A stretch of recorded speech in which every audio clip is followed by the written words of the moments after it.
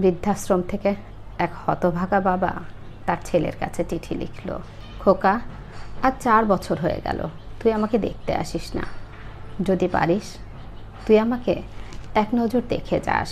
আমার শরীরের কন্ডিশন অতটা ভালো না। ছোটবেলায় তুই একবার ইলিশ মাছ খেতে চেয়েছিলি, আমার সামর্থ্য ছিল না, তাই তোকে কিনে খাওয়াতে পারিনি। ওই দিন রাতে তুই রাগ করে ভাত না খেয়েই ঘুমিয়েছিলি। আমি সারা রাত কান্না করেছি। সেই দিনটার কষ্ট আমি কখনোই ভুলতে পারবো না। সেই থেকে 32 বছর আমি ইলিশ মাছ খাইনি। তোর মা আমাকে খুব করে বলেছিল, তাও আমি খাইনি। জানিস খোকা, ইলিশ মাছ না আমারও খুব পছন্দের ছিল। গত 6 দিন ধরে আমার খাওয়া দাওয়া বন্ধ হয়ে গিয়েছে। আর 4-5 দিন থেকে শুধু পানি খেয়েই আছে। অন্য কিছু খেলে বমি হচ্ছে। ডাক্তার বলেছে আমার কি যেন একটা বড় অসুখ হয়েছে।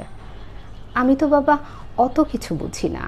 শুনলাম অনেক দিন ঠিকমতো খাওয়া দাওয়া হয়নি, তো তাই এমনটা হয়েছে। আমি নাকি দুনিয়ায় আর অল্প কয়েকদিনের মেহমান। গতকালকে কয়েকজন স্বেচ্ছাসেবী ছেলেমেয়েরা আমাদের বৃদ্ধাশ্রমে এসেছিল।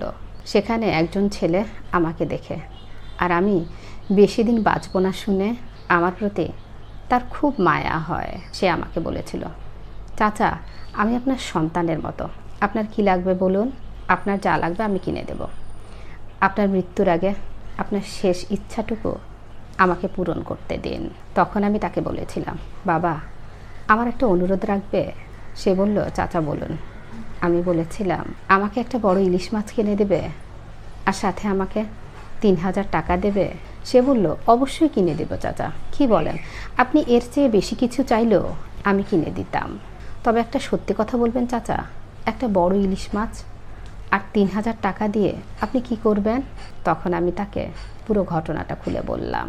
আসলে তোর ছোটবেলার সেই কষ্ট আজও মনের ভিতরে লুকিয়ে আছে। খুব ইচ্ছে করে আমার মৃত্যুর আগে আমার খোকা আমার সামনে বড় ইলিশ মাছ দিয়ে ভাত খাবে, আর আমি তা মন ভরে দেখব।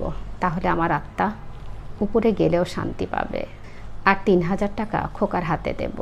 শুনেছি আমার খোকা নাকি অনেক বড় অফিসার, তার 10 মিনিটের মূল্য নাকি 2 থেকে 3000 টাকা।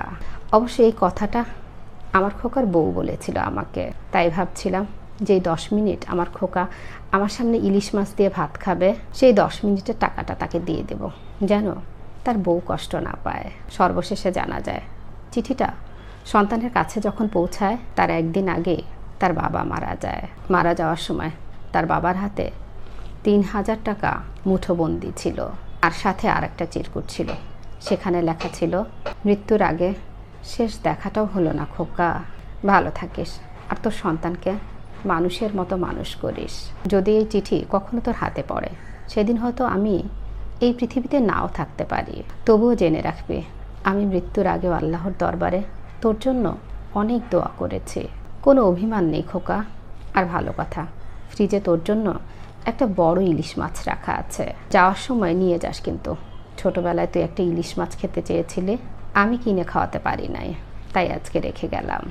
পারলে ছোটবেলায় দুঃখ দেওয়ার জন্য আমাকে মাফ করে দিস খোকা। বড্ড বেশি মিস করেছি খোকা তোকে আর তোর মাকে। বৃদ্ধাশ্রমে বাবা মাকে পাঠানোর বিষয়টি আজকের সমাজের দুঃখজনক বাস্তবতা। বাবা মা আমাদের জন্য জীবনের প্রতিটি মুহূর্তে কষ্ট সহ্য করেছেন, নিজেদের সব কিছু ত্যাগ করেন শুধুমাত্র আমাদের মুখে একটু হাসি দেখার জন্য। অথচ আমরা কত নিষ্ঠুর হয়ে যাই। যখন তাদের প্রয়োজন হয় আমাদেরকে, তখন দায়িত্ব এড়াতে তাদেরকে আমরা বৃদ্ধাশ্রমে পাঠিয়ে দেই। এই পৃথিবীতে বাবা মায়ের দোয়া ছাড়া কেউই সাফল্যের শিখরে পৌঁছতে পারে না। অথচ তাদের জীবনের শেষ বেলায় আমরা যদি তাদেরকে আমাদের জীবন থেকে দূরে ঠেলে দেই, তাহলে আমাদের মন একটা সময় এই ভুলের ভারে ভেঙে পড়বে। সেই শূন্যতা আর কোনো কিছুর বিনিময়েই পূর্ণ করা যাবে না। বাবা মায়ের জায়গা বৃদ্ধাশ্রমে নয়, তাদের জায়গা সন্তানের হৃদয়ে, তাদের জায়গা সন্তানের হৃদয়ে, সন্তানের সংসারে। তাদের ভালোবাসা আমাদের জীবনের প্রতিটি পদক্ষেপে দোয়া হয়ে থাকে। আমরা যদি তাদের অবহেলা করি, তবে আমাদের জীবনও ধীরে ধীরে শূন্যতায় ভরে যাবে। একদিন যাদের হাত ধরে হাঁটতে শিখেছি, আজ তাদের হাত ধরার সময় এসেছে। তাদের জীবনের শেষ দিনগুলো যেন আমরা ভালোবাসার যত্ন দিয়ে পূরণ করে দিতে পারি, কারণ সময় চলে গেলে আর কিছুই করার থাকে না।